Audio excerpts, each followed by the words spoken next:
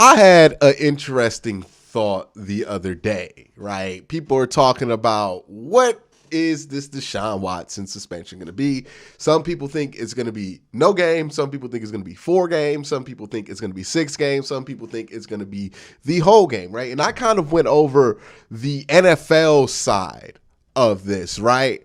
When it comes to how they would handle this Deshaun Watson and how they're going to view this, right? Do they view it as a punishment or do they view it as a PR thing? I kind of went over that in my last video. If you did not check that out, make sure you do, and make sure you're subscribed and notified so you don't miss out on any videos that come out on my channel, because I drop a lot of them.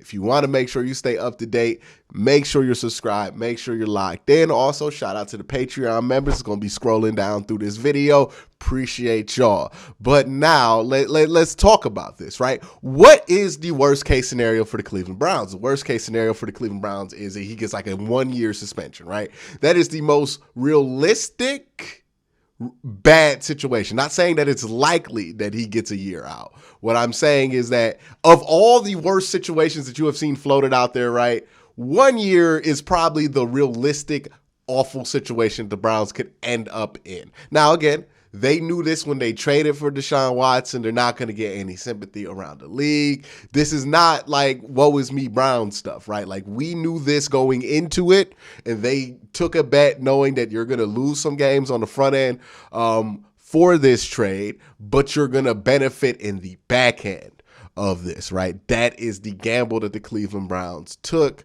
and that is the lot that they're going to live in. Now, however long that suspension is going to be, we don't know yet. Nobody has any clue. The fact that there are 45 different reports telling you 45 different possible suspensions tells you that nobody knows, right? And we won't know probably till September. Again, I know things are heating up. People are saying things are going to happen here. I would say this, though. If the NFL does announce a suspension in this part of the year, like in May or June, I'm just going to let y'all know right here, that's not good news for the Cleveland Browns, right? That means he's probably gone for a year if they announce it here, or a substantial amount of time if that is the case. Now, let's talk about the worst case scenario from a football perspective.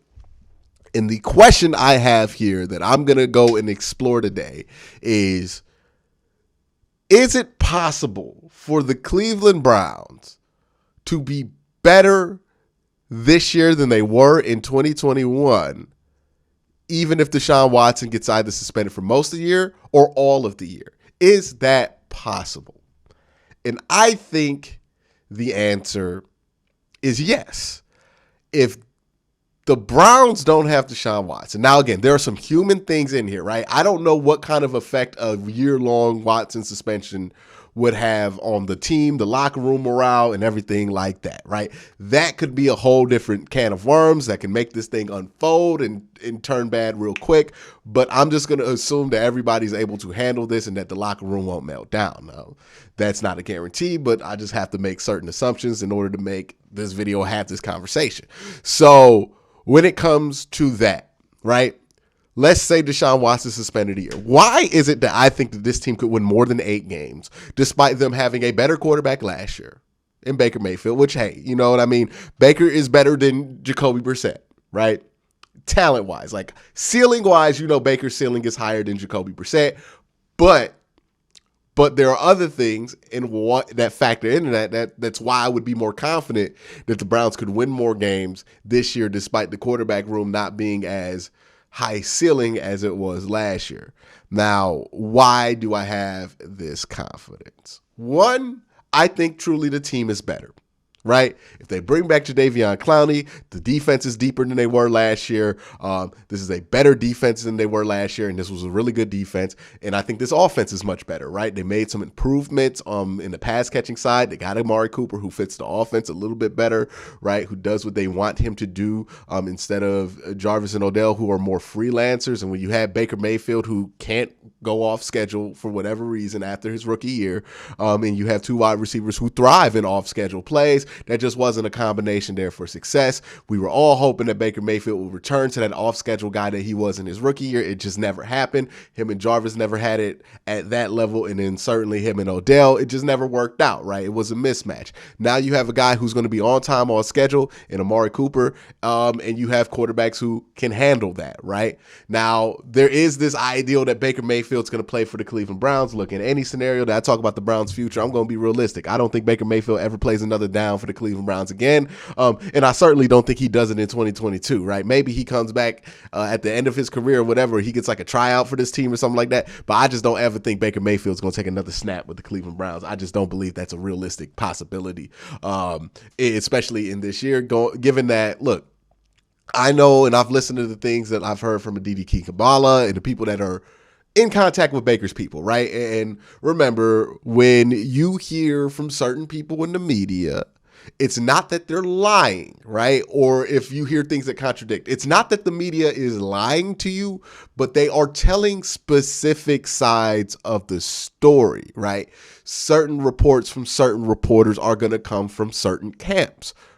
That is how that works. You, as a viewer and as a consumer of this stuff, will have to understand that. And, I'm here to help in that front of where these things are coming from and whose perspective you're getting, right? The reason we have heard so much conflicting stuff when it comes to Odell, Baker Mayfield, and the coaching staff is because we're hearing all three sides of the story. And if you've ever had any kind of stressful situation between three groups of people, right, or three parties of people, you would know that each story is going to contradict each other when you talk to all of them individually, because everybody recollects things differently when they recollect it, right? That's just how this works. So again, I just don't think it is realistic that the Browns would go out there and trot Baker Mayfield out there, given that he has, I don't want to say he has no locker room support, but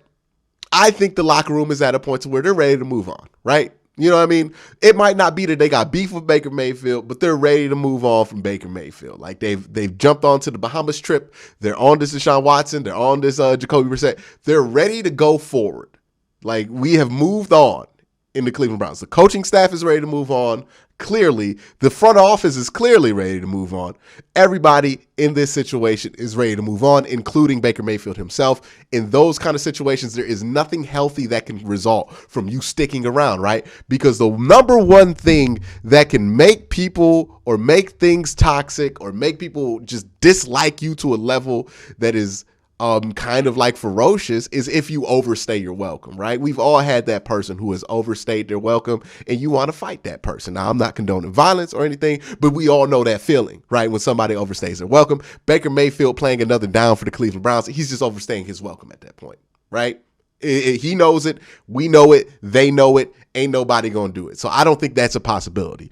But looking at this as Jacoby Brissett and whoever is going to be his backup, Josh Dobbs or whatever they go with, right? If this is the scenario, which, again, I don't think a year suspension for Deshaun Watson is very likely. Why do I think this team would still be better? One, I think the team's better. Two, when it comes to the quarterback position, there is one thing that I can trust Jacoby Brissett to be that I could not trust Baker Mayfield to be. And there's another thing that I could trust the coaching staff to be with Jacoby Brissett that you could not trust them to be with Baker Mayfield. Now, again, this is not a Baker Mayfield bashing video. I am just telling objective truths about Baker Mayfield. I'm not making this video to hate on him. He has strengths. He has weaknesses. If you are somebody who cannot stomach to hear Baker Mayfield weaknesses, just click off this video right now so you don't get your feelings hurt, because we're going to talk about the weaknesses and the strengths of Baker Mayfield, but we're going to talk about the weaknesses. So if you're going to cry because I said something negative about him, leave the video right now. All right. So here's the problem, right? And why the Browns season went the way it did, despite them having a really good defense, despite them having a really good roster and everything else. The thing that I hear that's always frustrating whenever you talk about Baker Mayfield is when people compare him to Andy Dalton, and they use that as like, hey, he's just going to be average all the time. That is not the Baker Mayfield experience. The Baker Mayfield experience is the Jay Cutler experience. It's the Ryan Fitzpatrick experience, which is people say this all the time, and I don't know where it comes from. They say Baker can't win you a game. That's a lie. Baker can win you a game. He can win you a game. I've seen him do it. He's done it a bunch. Ask Cincinnati if he could win you a game.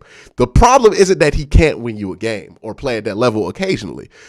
The problem is that he also plays at a level so bad at times that he loses you games, right? For every Cincinnati 5-touchdown game he has, there's a 4-interception game around the corner, right? So it's not that he's not capable of these things in a moment. I think, honestly, Baker Mayfield would be one of the greatest backups of all time because of his ability to sometimes just step in there and be excellent. But he can't do it over 17 games consistently. He couldn't do it over 4 years consistently. And therein lies the problem, because when you play, when your peaks are as high as Baker Mayfield, that makes people want to call plays for you as if you're a really good quarterback. And that was the problem with the play calling last year, right?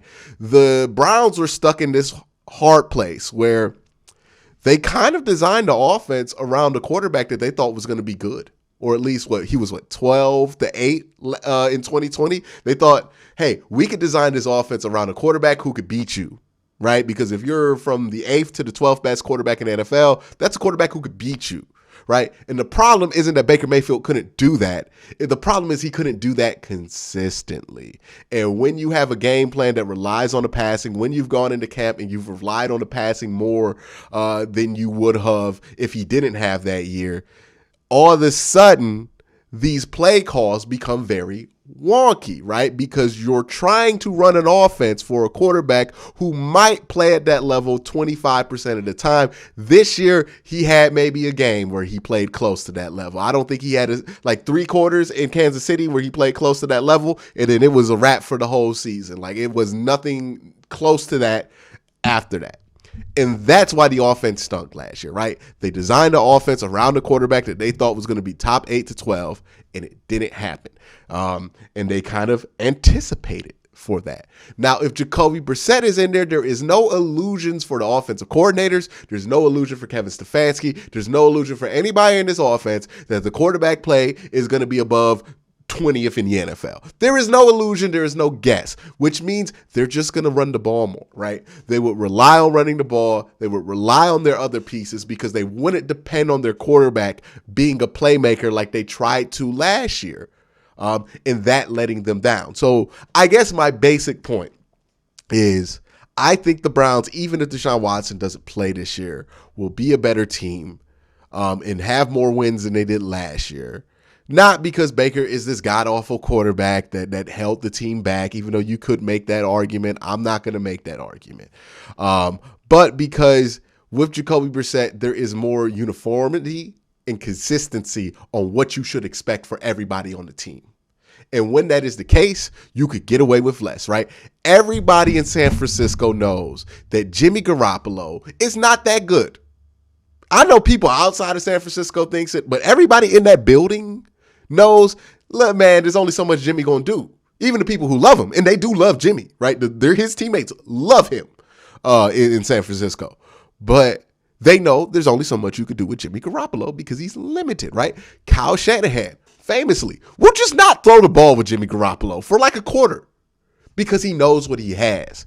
And he calls for what he knows he has. With Baker Mayfield, that's hard to do because Baker believes that he's not Jimmy Garoppolo. And sometimes it's hard to believe that he is like as limited as Jimmy Garoppolo, but sometimes he plays worse than that. So it puts you in this bind as a play caller. With Jacoby Brissett, ain't nobody expecting that much. So you could just run what you feel comfortable with. You don't have to feel the need to run the superstar plays that we were trying to run with Baker or see if he could be a superstar, put him in that position. You would then put more guys who are stars to be in that position, right? Amari Cooper will be in a more of a position to dominate. Nick Chubb, Kareem Hunt, those guys will be in a position to carry the offense instead of hoping on an inconsistent guy to do that in Baker Mayfield. That is why I think even if Deshaun Watson gets suspended for a whole year, which I don't think is likely, the Browns would still be a playoff contender and they could make the playoffs still. And I think that would surprise a lot of people because that right there on offense, that not being a commotion, not expecting much out the quarterback position, right? Either you have the guy or you don't. You don't want to be in between. And when what they were last year was in between. They thought they had the guy, but the guy wasn't playing like the guy. So it ended up being a mess, right? It goes well when you have the guy and you know you have the guy and you call plays for the guy and the guy comes through. Boom. That always works well, right? And when you don't have the guy and you understand you don't have the guy, that can work well for you too. Last year, the Browns were in the middle and that caused a lot of friction. And that caused a lot of the problems on the offense. Not saying that this offense is going to be like top 10 without Deshaun Watson. It's absolutely absurd. But I think they would be functional enough. And I think you could point to the 2 games where Case Keenum played. Look, Case Keenum didn't play well when he stepped in for Baker Mayfield those 2 games, but the Browns did win those games because what did the Browns ultimately do? Not rely on Case Keenum to make any plays, right? They almost won the game with the 3rd-string quarterback. Why? Because, look, there was one play where they relied on him to make a play, but other than that, they were leaning on other things. You notice the play calling was better when those guys were in there. You notice all of these things about the offense that have been frustrating us was better because that dynamic right there that the Browns were in because of Baker Mayfield and his inconsistency and what that could bring you as a play caller and the headaches that could give you, that just wasn't there. So you didn't have to feel this need to throw the ball 30 times because you got to see if Baker's going to have a good game or not. You just said, hey, I'm going to run the ball as much as I can. And that's how the Browns would play if Watson got suspended. There is no illusion that Jacoby Brissett's going to kill you, that Jacoby Brissett is going to throw the ball 50 times in the game. There's no illusion of that. And I think that will make the team better. Not saying Jacoby Brissett is a better player or quarterback than Baker Mayfield, even though people will make that up and say that I said that. But I am saying that them knowing what to expect at the quarterback position, whether it is Watson or whether it is Jacoby Brissett, will make this team a better team at the end of the day, because that's better. Knowing what you're getting at quarterback, whether it's going to be on the good side or bad side, is better than the mystery 8-ball when it comes to quarterback, whereas you shake it up and you don't know what you're going to get because you can't game plan for that. And that's a problem. But that's just my thoughts. Let me know your thoughts down in the comment section below. Again, guys, thank you for watching. Y'all have a great day. Have a good night.